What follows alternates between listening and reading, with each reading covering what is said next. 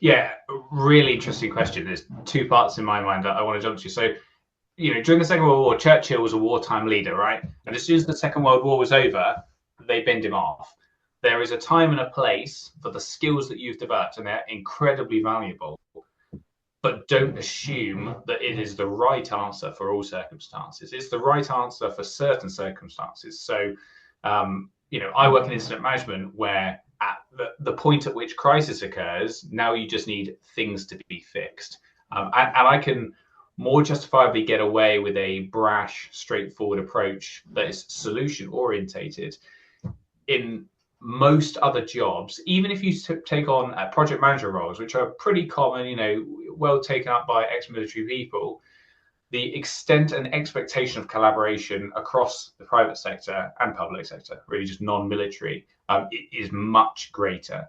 And you can find yourself starting to get into a little bit of trouble if your expectations aren't quite aligned, sort of thing. So I would say you've got two options. Either you realize that you love the way of leading and managing people in the style in which you learned in the military, and you can double down on that and go into roles.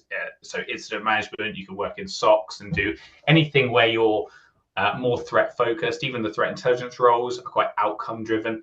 So you can work into those and you can bring that personality and you can pretty much take it one for one.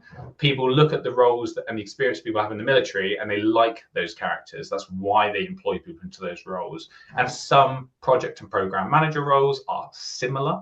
Yeah.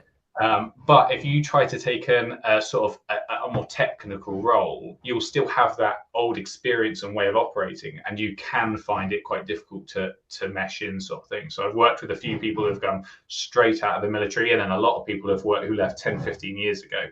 And you do find, if you've been that institutionalized that it's still in you 15 years later, you will find yourself career limited or sector limited. Yep. Because people will struggle to integrate with you. You've got to remember, 99% of people haven't gone what you've gone through. Even if you didn't deploy in operations, you've still gone through that training and you still believe that this is the right way of doing things.